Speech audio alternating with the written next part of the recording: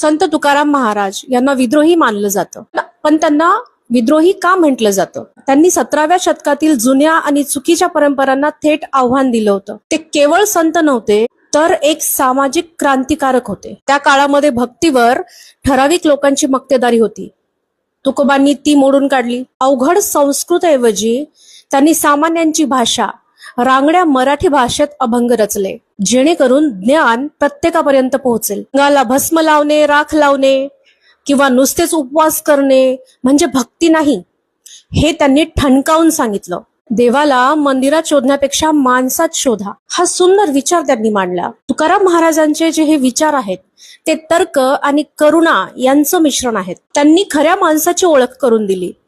ज्याला दुसऱ्यांचं दुःख समजतं तोच खरा सज्जन. जे का रंजले गांजले त्यासी म्हणे जो आपुले, तोची साधू ओळखावा देव तेथेची जाणावा. ते म्हणतात की तुम्हाला जर खऱ्या माणसाचं दुःख समजत नसेल तर तुमची भक्ती फेक आहे. तुम्ही दगडाची भक्ती करताय आणि हाडामासाच्या जिवंत माणसाचं तुम्हाला दुःख कळू शकत नाही, अशी भक्ती काय कामाची. बाहेरून सात्विक दिसणारे पण मनात विष बाळगणाऱ्या लोकांवर त्यांनी कडक शब्दात टीका केली आहे. अंगा लाविली राख, डोळे मिटले मुख, अंतरीचे विष गेले नाही लेश.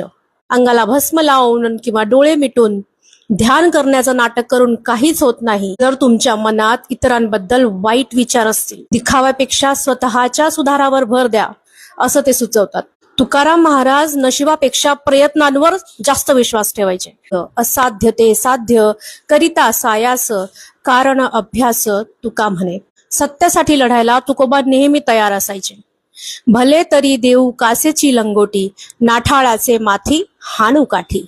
चांगल्या लोकांसाठी मी खूप प्रेमळ आहे, पण जर कोणी मुद्दाम त्रास देणारे किंवा चुकीचे वागणारे असेल त्यांना धडा शिकवायलाही मी मागे पुढे बघणार नाही.